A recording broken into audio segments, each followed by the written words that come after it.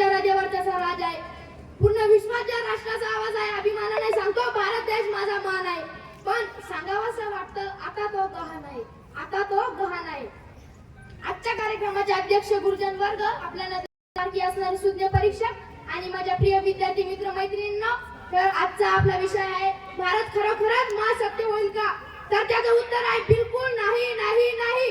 कोण म्हणतो Bharat super power होणार?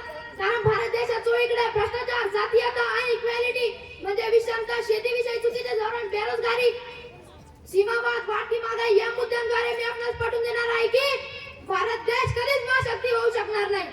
ज्या डाल डाल पर सोने की चिड़िया करती है बसेरा, वो भारत देश है मेरा. पण आज असं वाटतं प्रत्येक डालवर उल्लू बसलेला आहे.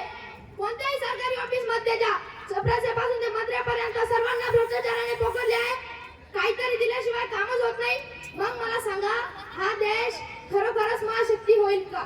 नो, कधीच होणार नाही. मुळात भारत देश हा वेगवेगळ्या जातीच्या लोकांचा देश आहे. इथे वेगवेगळ्या धर्माचे लोक राहतात. भारत जरी या लोकांना सामावून घेत असला तरी त्यांच्यामध्ये हमेशा कटकटी निर्माण होताना दिसतात. क्षुल्लक कारणावरून दंगे धोबे होतात. राजकारण्यांचा तर विचारूच नका. या शहराचे नाव बदल, या शहराला नवे नाव दे, या पक्षाचं नाव बदल, याचा झेंडा काढ, त्याचा झेंडा काढ. अरे हे काय चालू आहे? मला तर वाटतं भारत देश राजकारण करण्यात मशगूल आहे. असा हा देश खरोखरच सुपर पॉवर होईल का?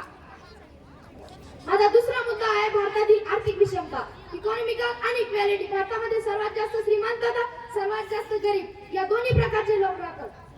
त्यामुळे त्यांच्या मनात एक प्रकारची दरी निर्माण झाली. भारतामध्ये टोकाची आर्थिक विषमता वाढल्यामुळे भारत देश सुपर पॉवर बनण्याऐवजी सर्वात गरीब देश म्हणून ओळखला जाईल, असा ऑक्सफर्डचा रिपोर्ट आहे. सांगायचं तात्पर्य असं आहे की भारतात जो श्रीमंत आहे तो अधिक श्रीमंत होतो आणि जो गरीब आहे तो अधिक गरीब होतो.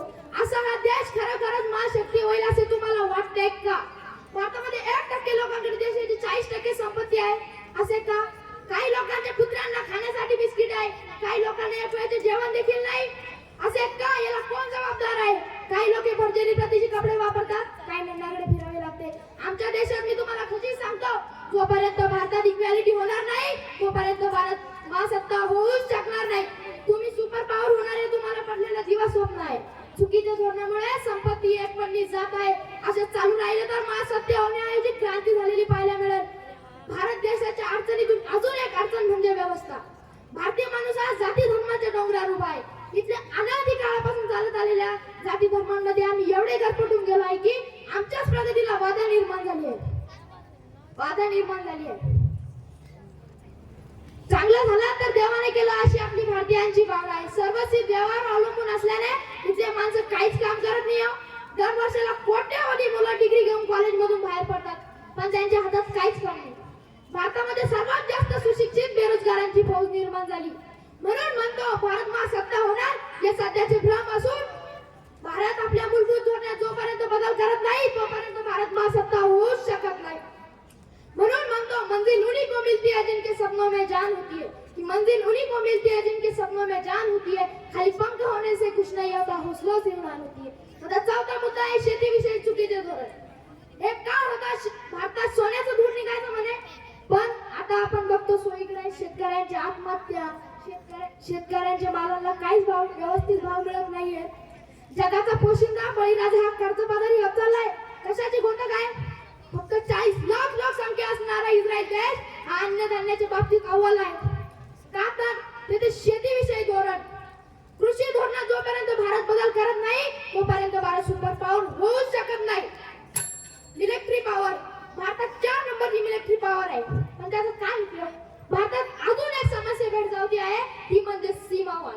पलीकडील देश हमेशा कुरापती करून घुसखोरी करतोय आणि दिवसा ढवळ्या ताज हॉटेलला रात्री की अंधाधुंद गोळी मार करताय आणि त्या तिथल्या पोलीस कर्मचाऱ्यांचा प्राण देखील जातोय.